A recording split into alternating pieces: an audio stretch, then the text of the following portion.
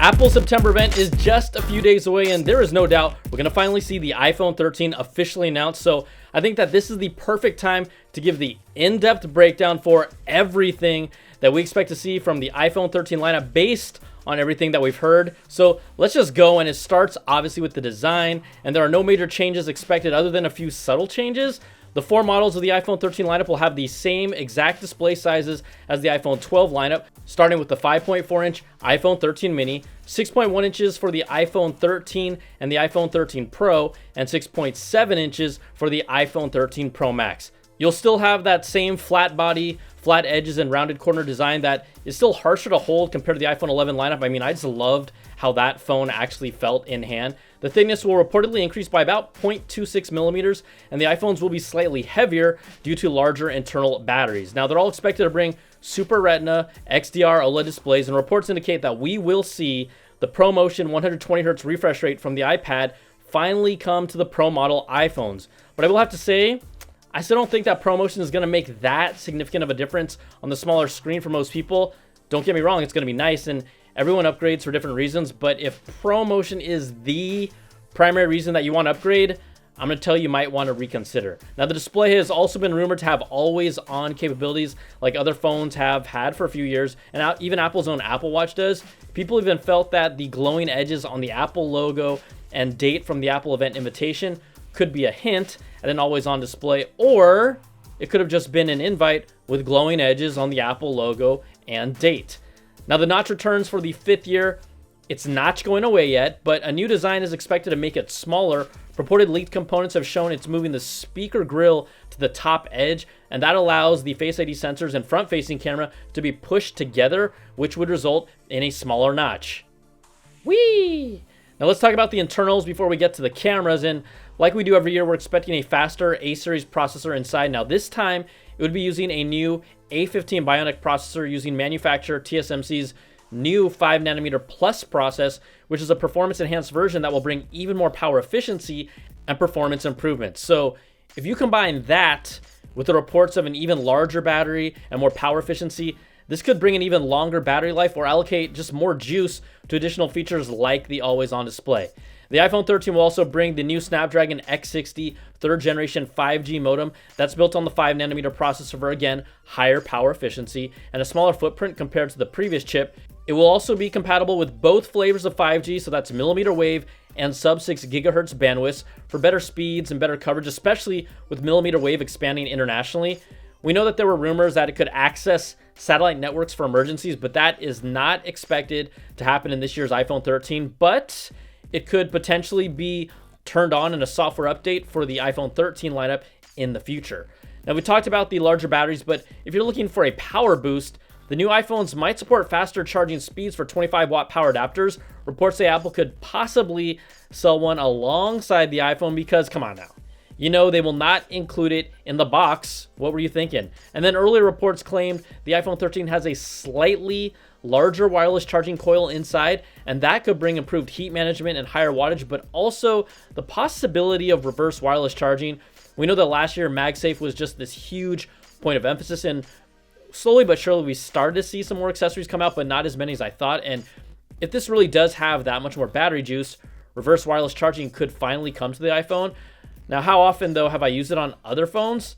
Not often, but I do still think it's a nice feature to have, and it's been on other phones for really several years already. There's also been rumblings that this iPhone could bring a 1TB storage capacity for the first time. That would be up from the current 512 gigs. A recent leaked capacity breakdown for the iPhone 13 showed no signs of a 1TB storage, so we're gonna have to wait and see. There just hasn't been enough credible confirmation, but it's been mentioned as a possibility, but maybe it's not happening. Now, I think the biggest potential for really the most exciting features for the iPhone 13, this is going to be all about the cameras. Now, reports say that the sensor shift stabilization that was only on the iPhone 12 Pro Max will finally come to the entire iPhone lineup. It absolutely made a noticeable difference in my walking shots when I compared an iPhone 12 Pro to an iPhone 12 Pro Max last year. But then also just makes you wonder, if they're giving it to the entire lineup, could they have done that last year? I mean, they're putting it in the mini, also just 1 year later. Just makes you wonder. Now, a Digitimes report claims the sensor shift image stabilization will come to both the wide and ultra wide camera lens. A lot of focus for this year will be on the Pro model's cameras with an upgraded ultra wide camera. This will bring an improved 6-element lens with an improved f1.8 aperture that will let in more light compared to the current f2.4 aperture. Now that's going to result in better low light performance for the ultra wide camera. The ultra wide is also expected to get autofocus and allow for sharper images no matter their distance from the lens. Reports also claim that the iPhone 13 Pro will get an upgraded telephoto lens that was found in the 12 Pro Max, so that bumps it up to a potential 2.5 optical zoom, but it's still nowhere close to what we've seen on other phones with 5x or 10x optical zoom with periscope lenses. Now we're still expecting a camera bump, but reports claim that that booty bump is expected to get even larger, while the camera lens themselves will protrude less compared to last year. There are reports of an astrophotography camera mode that would turn on when pointing the camera at the sky and allowing for night sky shots. Now, reports say it could be just maybe a night mode enhancement, but this is a mode that we'd be really happy to get, and again, already exists on other Android phones. Now, when it comes to video, the new iPhone 13 is expected to bring a new mode called Cinematic Video, which is a video version of the iPhone's portrait mode for stills. It would presumably use the LiDAR sensor for better accuracy, but it's the one feature that, as a content creator, I'm really curious about, because is it just going to look like a zoom video, or is it going to be really something special, more specific that we can play with? Apple plans to also add an option to record in the higher quality ProRes video format that's going to result in huge files, but then also give video editors a lot more control for color correction and editing in the post-production process. I like to think of it as bringing the ProRAW format for stills that we saw in last year's iPhone to Apple Video, but this again will also be limited to the Pro model iPhones, according to the reports.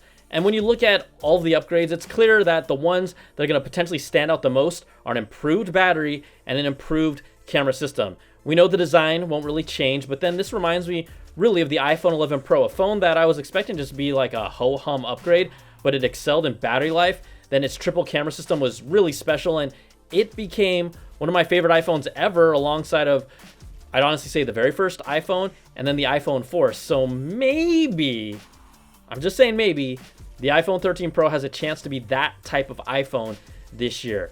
Now let's also talk about what we do not expect to see on this year's iPhone 13 family, because what it won't bring might matter for some of you.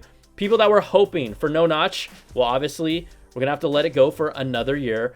Unless there's a miracle, that notch is coming back, but this time in a smaller form. But if there's still a notch in place, that also means an in-display Touch ID fingerprint scanner is not coming to the iPhone 13. In fact, a recent Bloomberg report claims Apple's plan for the iPhone lineup moving forward is to actually move away from Touch ID entirely and focus on Face ID. For them, the priority is to get the Face ID sensors to live really kind of under the surface of the screen so the notch can eventually go away. So they could bring Touch ID to the power button in the future, and we've seen that they've done it on the iPad Air, and other phones have had that same tech, but all indications are that Apple just doesn't care about an in-display Touch ID sensor for future iPhones.